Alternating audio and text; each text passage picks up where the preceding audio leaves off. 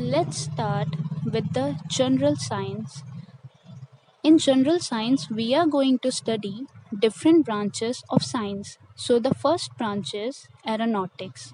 Aeronautics का क्या मतलब होता है बेसिकली? जितने भी एयरप्लेन्स होते हैं उनकी बिल्डिंग, उनकी फ्लाइंग, ये सब कुछ कैसे होता है, इस स्टडी को हम एरोनॉटिक्स बोलते हैं. So aeronautics is the science of flight of airplanes. See these images. So the second branch is astronomy.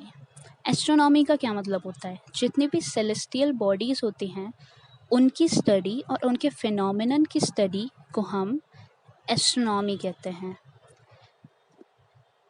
It is the study of the heavenly bodies. See the image. So the third branch is apiculture. Beekeeping का ही scientific name apiculture होता है. हम बीज को पालते हैं जिसकी वजह से हनी प्रोडक्शन हो सके, जिसकी वजह से हमें हनी मिल सके. As you can see in the image. So here comes the fourth branch, biochemistry. So bio से आप क्या समझते हो? लिविंग ऑर्गेनिज्म, लिविंग बीइंग्स, जितनी भी लिविंग एक्टिविटीज़ होती है वो बायो के अंदर आती है. और केमिस्ट्री का मतलब होता है chemical reactions. So biochemistry deals with the study of chemical reactions in relation with the living activities. So this is known as biochemistry. जितनी भी living organism के साथ chemical reactions होते हैं उनकी study को ही biochemistry कहा जाता है. As you can see in the image. So the fifth one is the biotechnology. Again, bio का मतलब होता है लिविंग बीइंग्स, लिविंग ऑर्गेनिज्म, जितनी भी लिविंग एक्टिविटीज़ होती है. और टेक्नोलॉजी का क्या मतलब होता है? जितनी भी आपके सामने टेक्निकल चीज़ें हैं जैसे मशीनरी या फिर जो कुछ भी, इन सब को टेक्नोलॉजी कहते हैं. सो बायोटेक्नोलॉजी, इसमें केमिकल्स लाइक ड्रग्स, वैक्सीन्स, इनका प्रोडक्शन होता है by the use of microorganism. So this is known as biotechnology.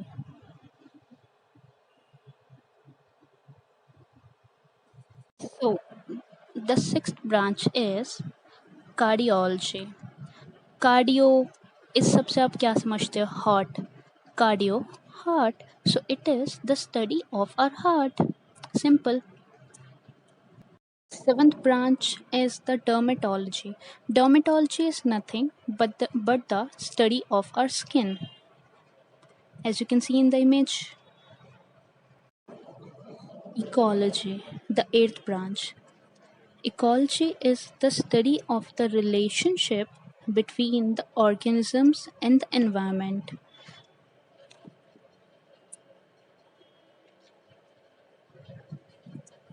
The image shows the relationship between the different type of organisms and the environment, the ecosystem, the atmosphere. This is ecology. So the ninth branch is eugenics. Eugenics is nothing but the improvement of the human race. अब human race का improvement कैसे होगा? By applying the laws of heredity. So in laws को apply करने से जो human race का improvement होगा उसी study को eugenics कहा जाता है.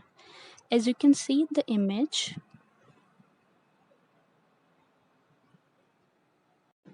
So the 10th branch is floriculture. आप लोगों ने fauna और फ्लोरा के बारे में सुना ही होगा. फ्लोरा का मतलब होता है प्लांट्स और फाना का मतलब होता है एनिमल्स. सो फ्लोरा से रिलेट करना फ्लोरिकल्चर को. So floriculture is the study of the flowers yielding plant. जो प्लांट्स फ्लावर्स को प्रोड्यूस करते हैं उसकी स्टडी को फ्लोरिकल्चर बोला जाता है. फ्लोरा से कनेक्ट फ्लोरी. As you can see in the image, the production of the flowers. So the next branch is geology. Geology is nothing but the study of condition and structure of the earth. अर्थ पे जितनी भी चीज़ें हैं, अर्थ की study को हम लोग geology कहते हैं। जैसे कि अर्थ का स्ट्रक्चर होता है, जो इनर मोस्ट कोर होती है, आउटर मोस्ट क्रस्ट होती है, उन सब की स्टडी जियोलॉजी में आती है। As you can see in the image. So, the next one is the genetics. The transfer of genes from one generation to another. This process or this study is known as genetics. So, the study of heredity and variation is known as genetics. Genes हो गए, आप इसको gene से याद कर सकते हो, जैसे जेनेटिक्स में जीन है, उसी से genetics. Here comes the 13th branch, gynecology. So, it is the study of female reproductive organ. जैसे गायनोकोलॉजिस्ट होता है, जो फीमेल्स होती हैं वो उनके पास क्यों जाती हैं, उनमें कोई प्रॉब्लम होती है related to the female reproductive organs. So, this is gynecology.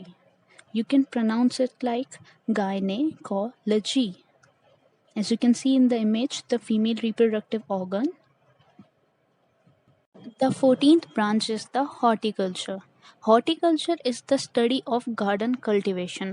Horti, कभी कई बार सुना होगा आपने हॉर्टिकल्चर, हॉर्टी, इसको कल्टीवेशन से रिलेट करो और simply it is the study of the garden cultivation और it is the study of cultivation. जितने भी जो फार्मिंग होती है, जो भी क्रॉप्स लगाई जाती हैं, उसकी स्टडी को हॉर्टिकल्चर कहते हैं। Here comes the 15th branch, immunology. Immunology. So, it is the science which deals with the study of resistance of organisms against infections.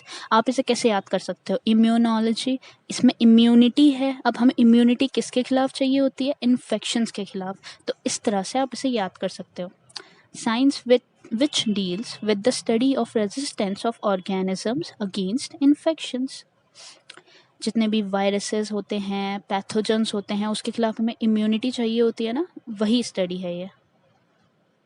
So the next one is the telepathy. Telepathy का मतलब होता है एक ऐसी ability जिसके वजह से आप किसी और के माइंड में क्या चल रहा है ये पता लगा सको विदाउट वर्बल कम्युनिकेशन। बातचीत करे बिना आप किसी के माइंड में क्या चल रहा है वो मेंटली पता लगा सको, उसी को टेलीपैथी कहते हैं। उसी स्टडी को टेलीपैथी कहा जाता है। It is the communication between two minds at a distance from each other with the help of emotions, feelings, etc. etc. As you can see in the image, it is clearly visible. 17th branch, sericulture. Sericulture basically silk farming होती है, cultivation of the silk worm.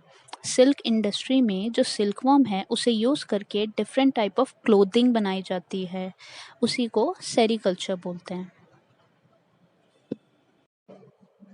18th branch, seismology, study of the earthquakes. आजकल earthquakes का आना बहुत ही ज़्यादा common हो गया है। सो अर्थक्वेक्स की जो स्टडी होती है उसको ही सेस्मोलॉजी कहा जाता है। Next branch is pomology. It is the study of the fruits. हम इसे कैसे याद कर सकते हैं? Pomegranate and pomegranate is a fruit. So ऐसे हम इसे याद कर सकते हैं। So the next one is pisciculture. It is the study of the fishes or the cultivation of the fishes. अब हम इसे याद कैसे कर सकते हैं? पिसी से आप पाइसेस याद कर लो। पाइसेस होती है, वो होती है क्लास ऑफ फिशेस। सो इस तरह से हम इसे याद कर सकते हैं। So the next one is ornithology. It is nothing but the study of the birds.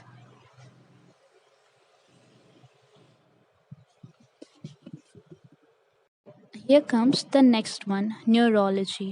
ये तो हम सबको अच्छी तरह से पता ही है। Neuro means nerves, nervous system की स्टडी को ही न्यूरोलॉजी बोलते हैं, as you can clearly see in the image.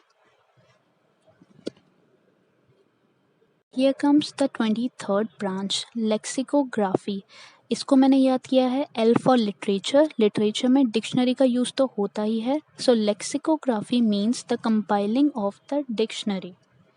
As you can see in the image, there's a dictionary by which you can remember it. So the next branch is obstetrics. It is the branch of medicine dealing with the pregnancy. अब इसे याद करने के लिए, जैसे ऑब है, ऑब को obesity से याद करो। अब ओबेसिटी और प्रेगनेंसी किसी भी तरह से रिलेटेड नहीं है, but just for remembering it obesity को प्रेगनेंसी से रिलेट कर सकते हैं हम। अब इसको प्रोनाउंस कैसे करते हैं? obstetrics, obstetrics, as you can see in the image.